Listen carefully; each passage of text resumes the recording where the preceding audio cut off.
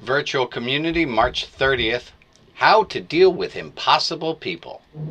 Occasionally, though, if you go to move your phone and you reposition it, it's going to make extra noise. So just be really cognizant of where your microphone is and that that's picking up noise, your dog, your whatever it might be.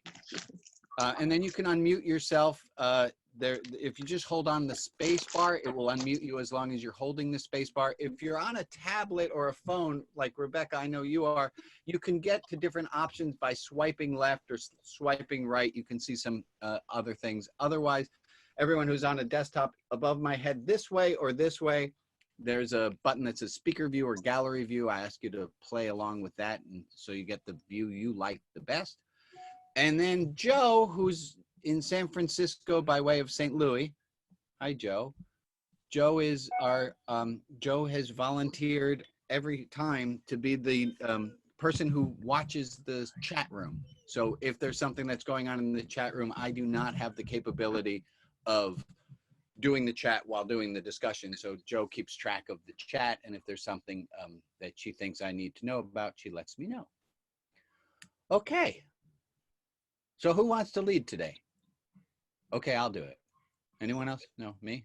Me, it's on me, fine. So I have a question I wanted to ask everyone to start with, which is, can you, and I think I should be able to see everyone's hands go up on this one, and as you guys know, this is good pedagogy, good teacher instruction, is try to get everyone involved on the first question, make it an easy question that they can all answer. So just a show of hands, how many of you, oh, hi, Katie. I'm going to mute you because you're out there in the wind. I'm glad to see you. Oh, it looks beautiful where you are. That's fantastic. It's not quite as beautiful as Helen's Beach, but it's beautiful. And Marcus, glad to see that you're here. Wonderful. I don't know if you guys know, but Marcus is a fantastic writer. He sent me some writing. I'm going to embarrass you a little bit. But boy, you write Marcus, or Rabbi. beautifully. So by a show of hands, how many people find themselves in a position where you have to deal with an impossible person from time to time? By a show of hands, how many people have had to deal with that impossible person in the last, oh, let's say month? How many people, by a show of hands, have had to deal with an impossible person in the last week? What about in the last 5 minutes? That's why I'm late. Trying to explain to people why they should be staying home when they don't get it. It's not, at some point, it's like, I'm now 2 minutes late for my own class. It's like not my, so, but. Well, yeah. All right. So that would be within the last, and how many people have had to deal with someone, an impossible person in the last 5 minutes? Marilyn on that one. All right. Sorry. And Rob K? And Joe and Rob and other people, and maybe other people raise their hands. Oh, and Shirley, I'm glad you're here, my friend. That's good. Good. Glad. Just my cat. Hi. So, See her? here's going to be a question I'm going to, oh, and Rob, you brought a cat with you today. I have cats every day.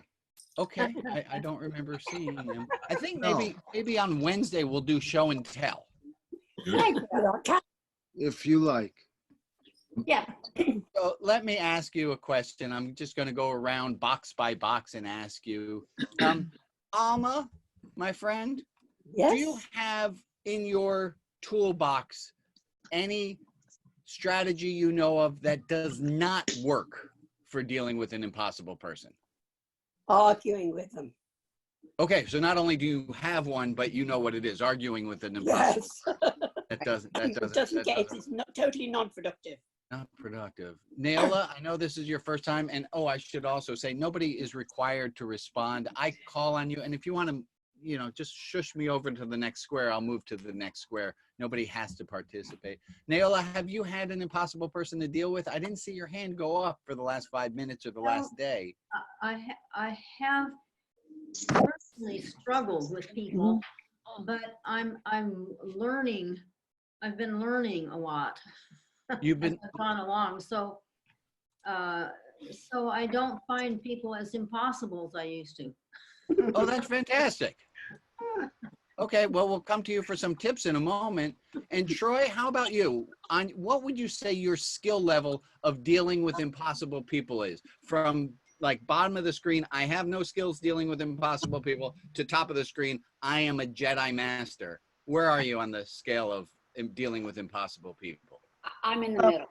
In the middle, In the middle. somewhere in the middle somewhere. You know, I always think like that five out of 10, half. I always think that's kind of like a cheaty answer, because like, what's the chances that everyone's going to be exactly 50%? It statistically doesn't work for me, but I'm going to give it to you. Patty and Ray, both of you are in the same room, so I'm going to ask a slightly different question. Without consulting each other first, I want you to either, and don't do it yet, I want you to either point to yourself or point to the other. Which of the two of you is better at dealing with impossible people? On the count of 3, 1, 2, 3, go. And I can't see. Put your hands up so we can see. You both pointed to each other. That's fantastic. I don't know what to do with that. Okay. Oh The my next gosh, hour- we stumped the rabbi. Oh, that's good. Emily, do you have any special skills in dealing with impossible people? You don't have to tell us what it is, but do you have any special skills in dealing with impossible people? Yes, to try and not be sarcastic. Oh, Marilyn, I'm sorry, my friend, you are out there. Marilyn, you told us that was the only language you spoke. Uh-oh, well, the mute. Is her name Marilyn? No, she's Emily. She said not to be sarcastic. Not sarcastic. Okay, was that sounds sarcastic. good. Let me ask some different questions going around here. Edna, here's a hard question. How do you find yourself today? I'm coping, and Coping. actually I'm better than I was last week, you know, all Okay. things considered, because I had a really bad sinus problem. Oh. So compared to what other people are going through, I'm doing pretty well. I'm happy right now in my isolation.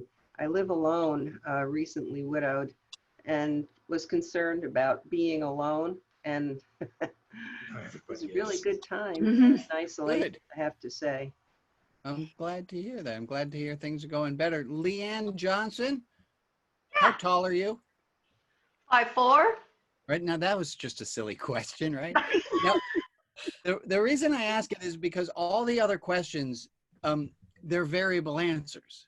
And when we ask someone their height, that's always the same. And I like to encourage people when someone says the question, how are you, not to always give the same answer. Right. So how are you, Leanne? I'm wobbly. Wobbly. Oh, I like Yeah. that. Wobbly. Good word. Good word choice. Alex and Scott, I like both of you there. We're going to do the same game that Patty and Ray did.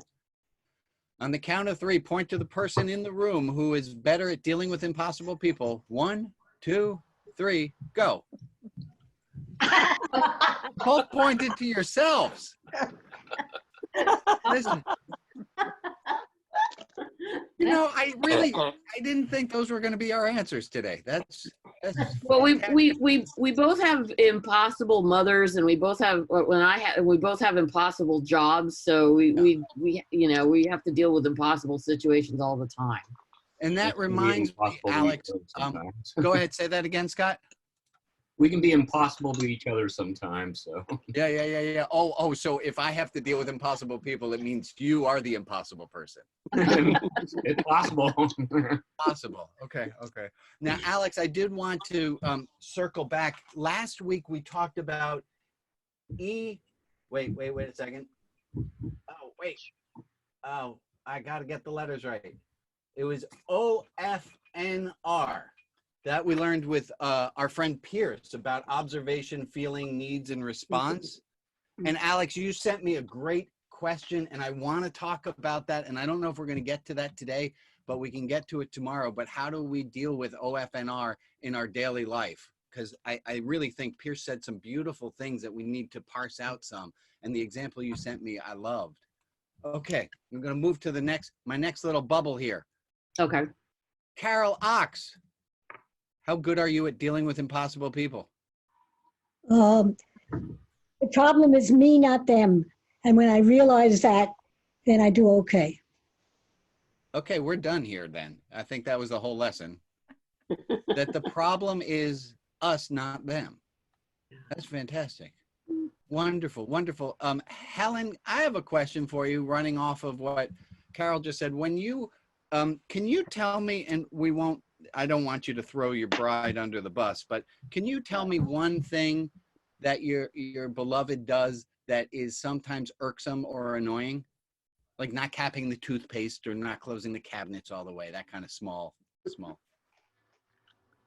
You know, I don't have any. She doesn't have any of those. Pam Brian? does nothing wrong. You never get No. annoyed at her? No, Really? really. Okay. She gets annoyed. She gets annoyed at me all the time, but Yeah. she's you know For she's small picayune things? small picky. Yeah. Like, can you give us a for instance? Like she puts everything in its place, and I don't. Right. So And that somehow irritates she's the right and crap you're out of wrong. her. Huh? No, Somehow- just different. Just different. Okay. Her, she's very linear Yeah. in her thinking, and things have their place, and I am very circular in my thinking, and You're a little I more can't find artsy. anything. Yeah. So I find with my beloved, with Jane, there are days, and it goes back to what Carol was just saying, there are days that Jane does something that's kind of annoying, and there are days, well, whatever it is, she'll ask me to close the cabinets, Brian, close the cabinets in the kitchen. And to me, it's like, it doesn't really matter. We live in that kitchen. We're going to be opening it again soon. Right. She asked me to close it. And I realized there's some days where she asked me to close it and I'm in a really good mood about it. I'm like, oh my God, she's the cutest thing in the world. Right. She always needs me to close the cabinet. And then there are days where I close the cabinet, but I do it with a little drama to it to let her know. I hear you. And that absolutely happens. That Yeah. absolutely happens. Yeah. It's, sometimes it's put this back, and I'm like, yeah, that's fine. Or she'll say, put it back in a way. It's like, really? Yeah, right? Yeah. So Yeah. we're getting our first really big part of dealing with impossible people. Yeah, Rebecca, you had a question. No, I have a question. Does that mean you don't make the bed because you're going to use it again in the evening? No, I do. I like to make the bed. I heard once, make the bed every day so that you've done at least one good thing. One thing. And you know what? That made me start making the bed. I'm like, you know what? At the end of the day, at least I've done one thing. There are days. Ruth Bernstein, I have a question for you. Oh, can you unmute yourself, my friend? Oh, we're going to try that again. Ruth, I can't hear you quite yet. There I am. Here's a question for you. Ruth Bernstein, are you signed up on the list in your apartment building to get food delivered to you? Because otherwise I have 3 nieces who live in that building who will run you errands. But this was put together by my building. Yeah, I know. And I also, the rabbi of Lincoln Square Synagogue, has put together a volunteer group, and somebody is going Passover shopping for Oh, me. good, wonderful. Right. So, but Glad. I think that the nieces who live in one of the other buildings should get in touch with the management. They are. They're on the list. I just wanted to know if they were helping you too. Okay, that's just personal because Ruth lives in my sister's building, or my sister lives in Ruth's building. I'm glad. Okay, so Betsy Ann. Yeah. What question do you think I was about to ask you? I have no idea. Makes 2 of us, actually. Do you want to answer? What's the difference between a duck? Yes. Wonderful. Okay, that was good. Pastor Mike, I got a different version of the annoying person question for you. Do you find as a clergy person it's a little harder to have to deal with annoying people?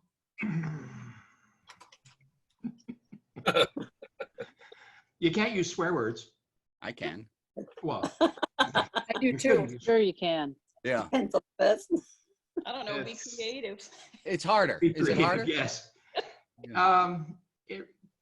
there's lots of things at play, right? And maybe Yeah. as a clergy person where you're involved with dealing with more than just the current situation, Yeah. I try to think about, okay, what's driving this? That's a question I always ask every time I'm, whether somebody's really happy, it's like, okay, what's going on that things are so great? Or if they're being really miserable, okay, what's going on that things are so miserable? I like and that. And as long as you have some kind of rationale as to why they're being annoying, then well, sometimes you can diffuse things really quick when you can say, hey, you're taking this out on me, but the problem actually looks like it might be. And then they kind of go, what? Yeah. But you have to be careful with that too. It's why they're called impossible people. Yeah. Rob K. Rob K, you are as zen as anybody on this call. You always seem to have your equanimity about you. Do you still get annoyed by people? No. There was a guy that I would get annoyed with, but he died. Do you have an alibi? Are you admitting something to us? Is it? No. And can I ask you a question? Before the stroke, did you used to get annoyed more frequently at people? I imagine so. You imagine so. Okay. I can't remember before my stroke. Okay. All right. Wonderful. Wonderful. John, how are you, my friend? I'm hanging in there. Yeah. I appreciate the honest answer, because I kind of asked it like it was like, hey, how are you? And you were like, no, I'm not going there. Yeah. On a scale of this week to last week, it's a worse week? Oh, it's evolving. I mean, like everyone, we're faced with the COVID-19 fallout. But at the same time, my mother-in-law is in the hospital and she's struggling. She doesn't have the virus. It's some previous things she has going on. But yeah, her outlook is varied by the day, and today it's not looking too good. So. For those of us who keep prayer lists, can we add your mother-in-law to our prayer list? Yeah, please do. Her name is Ingrid. Ingrid. Yes. Appreciate that. Thank you. We got a list going on in my kitchen. No spontaneous healings have happened yet, but I'm holding out hope. And Meg, how are you, my friend? How's today look? Meg, you're muted. Let's try that again. Meg? Yeah. Today's not so good. I just don't want to do anything, and yet I feel bad when I don't do anything. So, I was cleaning out the garage, and somehow that does not have a big drawing power. So. I will tell you guys something that I did yesterday, which really, it helped me. I got involved in a brigade where we're making tunics for hospital workers out of shower curtains and plastic bags. And it just gave me a wonderful rush to know that, I'm doing something. So I lost track of where I am on my list here. Aviva, my shy friend, you can just pass. You want to just pass? Okay, no, you're in. I can't hear you, so I'm going to assume you want to talk. I'm in. Okay. Aviva, do you have multiple strategies for dealing with impossible people? I do. I'm glad I have this question. I'm really good at this.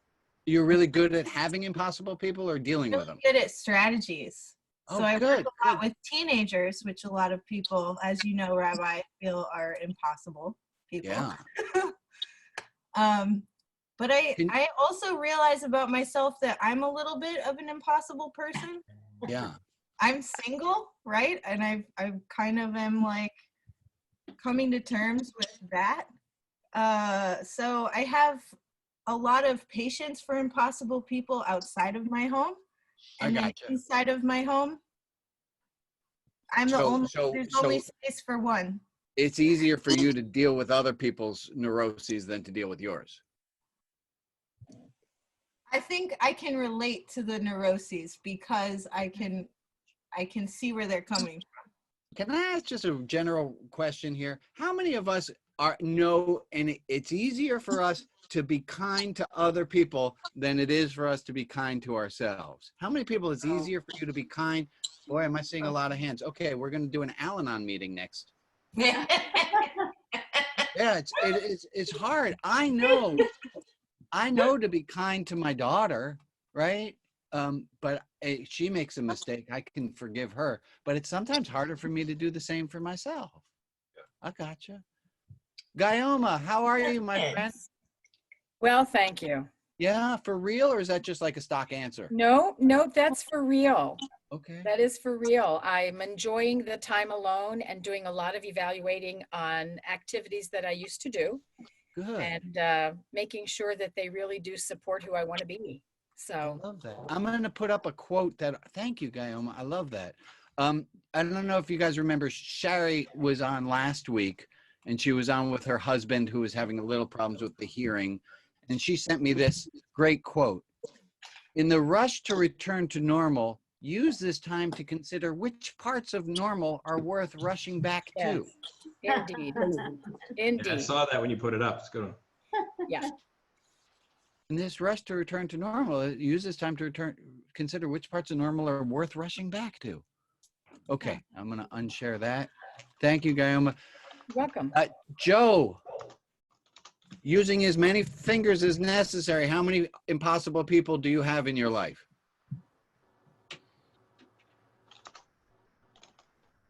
Three. Okay. Okay. What if I don't have enough fingers? I got a different question for you, Marilyn. Rebecca? Yes. Is that a real background or is that a fake background?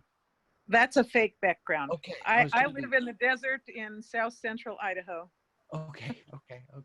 Rebecca, this is your first time on this call, yeah? Yes, it is. Is it going according to plan so far? I had no expectations exactly. I've read some of your posts and I enjoy them. Okay, wonderful. Yeah, this was an off week, and then I thought, but I'm still going to do the meeting every day. But I didn't have to write an article this week. And I got to tell you, writing an article for next week, this is a weird time. Definitely a weird time. All right, here's how the question's going to go. Rebecca, here's your question. Okay. What is the question you would have about impossible people that you would like answered? That I would like answered? Yeah, if you could get an answer about how to deal with impossible people, it would be, what would be the question you would ask? I'm going to have to think for a minute for that one because I'm actually a Jedi Master. You are? I am. I love that. Now, I don't want to check in, but Emily, can you give us a nod? Is she a Jedi at this? You know what? I'm having a difficult time getting rid of that thing where the chat thing. I can't see hardly anybody now. Oh, I don't know the answer to that. Rebecca, I'm going to take your whole word for it. Okay. And Denise. Can you hear Mother? Yeah, I can hear you. Yeah. I don't know. Try one. You've never had problems before, Emily. It's a strange thing. Why can't I get rid of that thing? I want to get rid of that chat thing. If you want to log out, log back in, we're not going to go anywhere. I think I got it now. There it is. Okay, now I got you. Good. Denise in Tahoe. Yes. Scale of I ain't a Jedi to I'm a Jedi. Where are you with regard to dealing with impossible people on average? I mean, of course, it changes. I'm pretty high up there. Probably due to my work. I'm in catering, do lots of weddings. I deal with a lot of impossible people along with coworkers, and I feel I'm pretty good at it, staying really calm and everything. I just don't know how much I actually absorb. I got you. So you can deal with the impossible people. I've been to a lot of weddings. Boy, people can make it. Of course. Yeah. This is not the dress you want. Yeah. No, yeah. Oregon is looking into. I was texting with the county clerk's office. They're looking into allowing us to do Zoom weddings and making those legal. Nice. Because the clerk's office, they're not open to give people licenses and to and so nobody knows how to do this right now. Yeah. Marilyn, I have a question for you, my friend. Are there days that you're better at dealing with impossible people than others? There's parts of days. So there are moments where you can deal with people better than you would deal with them otherwise. Yes. Do you know what changes? How does that change? Like, is there a knob or a dial? How do you, is it something you control or is it just something that happens? Well, I can control it until it triggers my OCD and anxiety to the point where it takes days to calm down. Yeah. Hours to days. I'm looking for where my picture is on this. Maybe I'll put it in gallery view. Okay. Yeah, by the way, well, because I always say they're going to take my college degree back for failing to show that I know how to use that 1-credit stress management course I took. Uh-huh. And I got selected as a brand ambassador for the Never Settle show, which I applied. I didn't know whether I would get it, although I have been with that show from the original show, which has won an Emmy. Oh, fantastic. And they shared that with you? No. No, I'm teasing. With the Emmy? I was kidding. I'm kidding, Marilyn. Thank you. Marcus, my friend. I think I know the answer to this, but you got impossible people you got to deal with right now in your life? Yes. And like really impossible, no way out kind of situation? Well, the one impossible person that popped up yesterday, I figured out how to block them from being able to call. So okay, that's a good way. That's actually, so that's in my toolbox of how to deal with impossible people. The very first thing is do an assessment. Is this someone you have to deal with?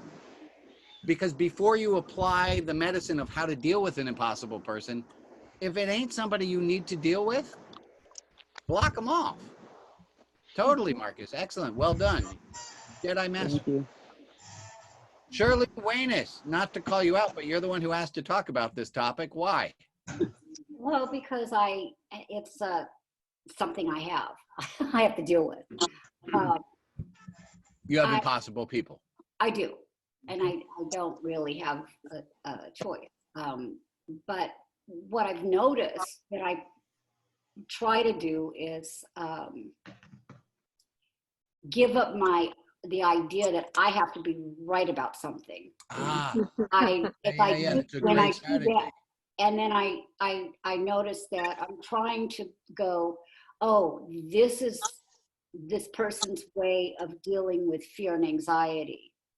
I need to give up and just look at maybe beyond the words. So there's a, how many of us have a problem with needing to be right? How many of us find that our needing to be right gets us in trouble? Yeah. Sometimes. Right? I remember I said this to my niece once. She's a very argumentative young lady. And I said, would you rather be happy or right? Right. She said, I would rather be right because then I'm happy. And I laughed a lot. I was like, oh, honey bear. Honey bear, that is just not, that's not what I want. That's painful. And then later she came and she said, Uncle Brian, I think I know I was wrong there. Sherry Chirac, do you have a strategy for dealing with impossible people that you can share with us? Breathing. Breathing. Slowly. Just breathe. Well, I'm doing Musar. And okay, you got to translate Musar because we don't all speak Jewy. Well, you got to translate. Musar character traits. And every week kind of do it. Musar is a Jewish, it's ethics, it's a sense of virtues. It's, to translate. But things like equanimity, patience, calm. So it's funny, I asked my sister-in-law, I was worried about my brother. He seemed a little depressed. And she said, that's so funny because he's worried about you while you're being so nice. Why you're being so nice? So it's pretty funny. That's the one trouble I have a little bit of trouble with. The one brother I have a little bit of trouble with. Okay. Okay. Thank you for sharing. Breathing is good, and practice. I think that's a huge one. Is practice, practice, practice. There's a great quote. I'm gonna highlight myself for a moment. There's a great quote by Shanti Deva, and he said, "There is nothing that does not grow lighter through habit and familiarity." I'm gonna say that again because it's a lot of words. He says, "There's nothing that does not grow lighter through habit and familiarity." To put it in different words, habit and familiarity cause whatever you do to become lighter. Not necessarily. Well, you can argue with Shanti Deva. Okay. Let me play it out, Marilyn, and then you poke holes. But if you want to get good at being an asshole, be an asshole. Like the more you're an asshole, if you want to get good at playing the French horn, practice playing the French horn. If you want to get good at smoking, keep smoking. I mean, whatever. There's nothing that does not grow lighter through habit and familiarity. Marilyn, go ahead. You gotta. Okay, we're gonna The move. people that trigger me, I've gotten very familiar with it, and it still triggers me. Although some days I'm.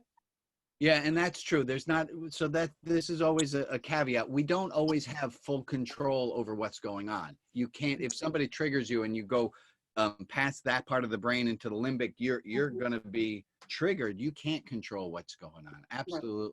Thank you. Thank you. Welcome. And I did, Derek, and I see, Lee, it's all good. You were, I think Lee hit video on me because she didn't want to be called on next, which is all cool. You do not have to, nobody has to answer. You can always just push me along or just hide your video. That works too. Oh, there you are, Lee. I figured it out. Oh, you did. Lee, do you have a answer to, do you have a technique on how to deal with impossible people? Oh, geez. Hello from Halifax, Nova Scotia. Hi. I'm on the spectrum. I'm actually. Well, let me go. How about this question, a little easier? What's one thing you know that doesn't work to deal with impossible people? Trying to be One thing that does seem to work are blank stares. Does not work. Does not work would be argumentative. Okay. Yeah. Like, you know, like you said, having to try to prove that you're right all the time. Yeah. I guess I'm on the spectrum, so I have a tendency to see black and white. Yeah. And because of that, I do have a tendency to try to get my point across because I don't think the other person quite understands it. And it's not because I'm trying to be right. It's because I'm trying to get them to understand my point of view because I think that I'm speaking gibberish. Or, you know, I'm speaking Hebrew and they're speaking Mandarin. Right. So, you know, fantastic. Thank. Oh no. That's a great point. You're welcome. There's another. Hold on one second. Got a little extra noise coming from somewhere. I have to figure it out. There we go. I'm gonna hold on. Spotlight video here. There's this great thing. I was just trying to explain it to my son. He's 13. When somebody, and I used to teach this to my students, and I see Darian Smalley just joined on Facebook, and he was one of my favorite. They're all my favorites, but he was one of my favorites at the Catholic high school.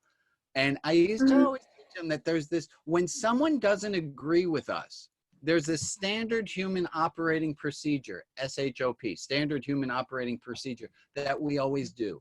When someone doesn't agree with us, our first thought is, well, they obviously didn't hear what we had to say. Because if they heard us, then so we tell them and we make sure, Mom, you don't understand. I asked you to go to the mall. And Mom says, well, I can't really do it. And then our next line after making sure they hear it is to give them logic, and we reason with them. Well, Mom, you said that I should always look right and I need a pair of slacks. Not that anyone calls them slacks anymore, but I need a pair of pants. And so you do logic. After you know that they've heard you, you apply logic. And then if they still say no, you have to then, the next step from that is they are obviously evil. And there's something with the person. Evil? Or who is, I think it was Dr. Phil says you can't make sense out of nonsense. It's like trying to reason with someone Yeah. who's drunk. You can't do it. Right. There's my friend Larry, who's the one who I will be quoting a lot when I give you the tips about how to deal with impossible people. Larry said, this is a great quote. He said, don't argue with an idiot. I think he was quoting Mark Twain. Said, don't argue with an idiot. They'll bring you down to their level and beat you with years of experience. Don't try to teach a pig to sing. You'll waste your time and annoy the pig. Oh, I like that one, Marilyn. Thank you. Good. All right, so I'm gonna. And does anyone who's just on audio only want to share a thought about how to deal with impossible people before I read to you what I got? Yeah, Sherry. Oh, me? Yeah. Okay. Yes. A long time ago, you taught that between impulse and response, there's a moment. Yeah. And if you can deep breathe and recognize that, then you can give a more self-protecting response. Yeah. And not buy in. And even the wrong are entitled to their opinion, but I really like your shop approach. Standard human operating procedure. I've never heard that till now, and I like it. Thank you. I made that up in case I was ever called to be on Oprah. I had that phrase ready. And good. They never called me, but I still have the phrase. There's still time. But to go back to what Sarah was saying is that there's that moment between, and for some of us, it's again, you can't get it, but between the moment that they do something and we react, the more space we can put between it, hopefully the calmer and saner our response could be. And we can't always do that, of course. So let me tell you how to deal with impossible people. These are the notes that I have, and I'm going to put them in the chat box when I'm done telling you what they are. But the first step, and we talked about this with Marcus, the very first step on how to deal with impossible people is to think, is this someone who I have to deal with? Is this an impossible person I have to deal with? And if the answer is yes, we keep going. But if the answer is no, stop. Like, don't ruminate on them anymore. Seriously, if you don't have to deal with them, problem averted. I have OCD. The obsessive part means it's hard to stop. I got you, lady. I got you. Yes, Marcus. Someone once told me, don't let people rent space in your head for free. Right. Yeah. Amen. I like that. So here is, and folks, I'm going to ask for a little buy-in. You're not going to like the cure that I'm about to offer. So I know that ahead of time. I know that what I'm about to say is going to be a really bitter medicine. So I want you to, before I give you the steps that Larry taught me that I can teach you, I need you to remember that at the beginning I asked everyone if you're dealing with impossible people, and there were some of you who said, I'm fine, I don't need help, I'm cool with it. But most of us said, I do need some help because I know what not to do and I don't know what to do. And I'm going to tell you the answer here, and you don't have to do it, but here's the answer, and it's 4 letters long. How to deal with impossible people goes like this, 4 letters long. L O V E. And that stands for, no, that's actually it. That's it. It's love. That's the way to deal with impossible people is to love them. Now, I know the next response is that we think, well, I can't do it. They're an impossible person. And I agree. But you have to know that it is possible. It is possible, and it is an answer that works, is to love impossible people. Other people have done this. Nelson Mandela, the Dalai Lama have chosen to love the seemingly impossible people in their lives. There's a documentary called Accidental Courtesy. It changed me. It's a beautiful, maybe 3 years old. It's about an African-American blues singer who befriends KKK members. It is possible to do. It just isn't easy. Loving impossible people is not easy. This is not an easy thing to do. And if you think you have found an easy solution on how to deal with impossible people, you're wrong. You're most probably wrong. If it's a simple solution, if it's someone you have to deal with and you think there's an easy way out, it's not. Loving impossible people is not easy. And the love I'm talking about needs to be an active love. You have to love the person and figure out what can you even do for that. Now, I'm not talking about, there's the woman who went bananas on me because I misquoted her sister in an article, and I wrote an article about that. But she was not mentally well, and I can't engage with her without more toxicity coming back to me. So I stopped that. But with other people who are impossible, like the guy who told me how rude I was when I made a comment to him in the playground. He had asked me, "How are you?" And I said, "Well, I'm fantastic. I'm one of the best people I know." And he was offended at me for 3 years. He wouldn't talk to me. And I have made it my goal to push myself to be friendly to him, because what else was I going to do? Harbor resentment and hate? It's not going to work. Other things that don't work, ignoring them often doesn't work, and giving them advice. How many of us have tried to give the impossible person advice? Oh, yeah. Yeah, can we not do that? No. Let's try not to do that. All right, I'm going to shoot this over into the chat box. If everyone goes into the chat box, hold on. I'm going to send this. I had this laid out. It's a beautiful PDF, and it's yours as a little gift. Nope, it didn't make it. Hold on. From my computer, I had this all laid out for you. Here's how to deal with impossible people. And guys, I have news for you. There's going to be homework. I know this is a webinar. You don't have to do the homework, but here's the homework. Deal with the impossible people. They're going to come up. They're going to not stand 6 feet away from you. Your homework is figure out how to become that Jedi that you want to be. That's our homework. Okay. How to be what? How to deal with somebody who annoys you. How to realize, as Carol Ock said, that the problem's within. It's not them. Yeah. It's our reaction to them that's the problem. They're assholes.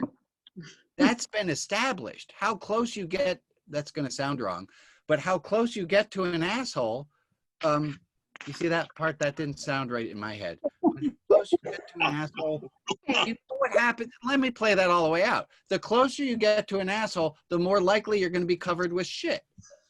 Yeah. It's a little crude, but I kind of think it works. Those of you who are first time here, I'd like to apologize. Pastor Mike. We do swear. No apology needed here. Okay, well, I keep this real. I have a few announcements to make, and let me make those now. Here's share screen. Where's my share screen button? Oh, here it is. I hit it. A few things that are coming up. We're going to be doing this again tomorrow, the next day, and the day after that. Here is, I have a progressive clergy group that's coming up. If you know clergy people who might be interested, please get them in touch. It's rotb.org/clergy support. It's Pastor Mike and I will both be there, and some other people. Enrique from last week will be there. I've had a bunch of people who have signed up already to join. I'm going to put that in the link. And then, hey, it's Passover. Passover's coming up, and I usually have a bakery near me make this most delicious matzah, but they're closed. Yeah. So this Sunday, I'm going to be making amazing matzah in my kitchen, and I'd like to invite you from your kitchen to make amazing matzah with me. What time? I don't have the time quite yet because I haven't figured that part out yet. I just figured out that I'm doing this. And I just put the link in the Zoom. There's the link in the Zoom, bit.ly facebook.com/matzah2020. And you can make matzah with me next Sunday, on this coming up Sunday, according to a recipe from 1503. Alex, I made some. It's not as good as the bake shop makes it, but I do have a phone call with Kim at the bake shop today, so she can help me tweak my recipe and make it even better. Okay, fantastic. We are coming to the end of an hour. I like to always do the same thing at the end of our hour. And I like to ask you, sorry to interrupt, but is the bake shop still open and do they deliver? they're not open because the bakery, they all would have to work too close together. It's a small space. So they're shut down for right now, which is really a hardship for, for everyone, not just me and my matzah. Oh my gosh. So yeah, so Alex, you know this, Alex and I both are pen pals too of a gentleman who's in prison. And I wrote him a letter today about how I was going stir crazy being confined to a small, that I can't leave my house. And then I wrote, fuck me, I'm writing this to you. You've been in jail for 20 years. Oh my God. On me. And you have like kids and a wife and pets. I've been sitting here for 23 days. And other than the housing inspection, I've been here by myself. Well, we got you at least once a day, 5 days a week. Right. If I can, I appreciate all of you, but the fact that you can't even like hug a person or pet a dog. Yeah. We all know. If I could interrupt, it needs to be human, Rabbi Brian, because I have a good friend who's blind, and I'm constantly saying to her, you should see this. And it's like, whoops. Yeah. So let me ask you, when we're coming to the end here, I want to hear from you in this last hour that we've spent together. What's something that you can take? What's something that if you could write it down on an index card, here's something I learned from the virtual community today, March 30th. What would be something that you would say that you take with you today?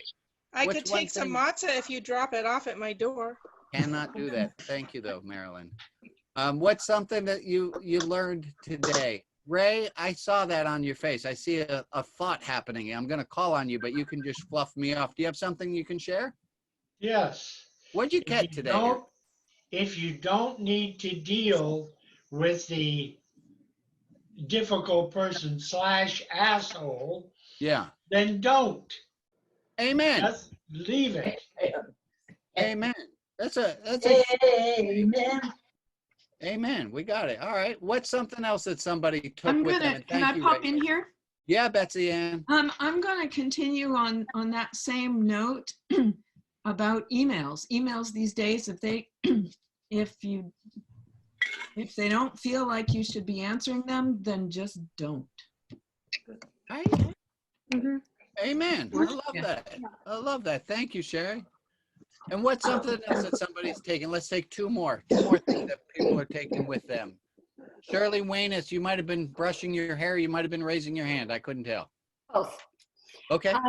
I'm taking with me the fact that in talking to everyone, I realize that I'm not alone in this. We all have to deal with difficult people. And I liked what you said about love. It's hard, but let's just do it. It's bitter medicine. It's I don't like because also let's remember there's something really fun about harboring a resentment and making them they're the problem.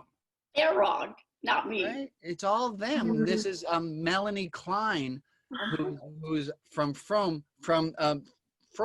She talked about splitting, this thing that we all do where we reserve all the good for us and all the bad for them. Right. And we do this very black and white thing. And it's my mother used to talk about killing people with kindness. Yeah. Yes. Amen. All right, we got time. Let's do one more. John, you have something you want to share today? Oh, sorry, me? Yeah, man.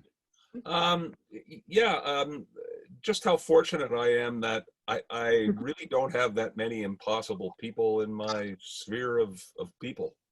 So I'm grateful for that. Amen. Good for you. All right. Okay, folks. Thank you all for coming, for participating, for being here. I'm going to do the thing I do at the end, and we'll all be here in 23 hours. Everyone's invited. Bring a friend if you'd like. And tomorrow we're going to be talking. We're going to go deeper into that OFNR because there's some real deep stuff on how we can all be. I'm going to unmute everybody so you can wave goodbye, say goodbye to each other, and I'll see you all. Bye. Bye. Bye-bye from snowy Edmonton. On the weekend. Have a good one. Bye-bye. Thank you. Thank you. Bye. Bye. Thanks, Rabbi. Watching because just to see what it was like, I saw this preview. Meditation helps people gain clarity and calm, but the instructions on how to meditate are often constricting, confusing, boring, well, they suck. I'm Rabbi Brian Zachary Mayer, and this is Meditation is Magic. Join as I teach Stallion and Dragon a bit about mindfulness and the 4-letter secret to meditation. Have you ever thought, I wish meditation were as simple as magic? Now it is. Meditation is magic. Meditation is Magic is parental advisory explicit content. Teens make certain to advise your parents. I want to learn meditation with Meditation is Magic. It's explicit. Fancy word for clear. Also, the horse dropped the F-bomb.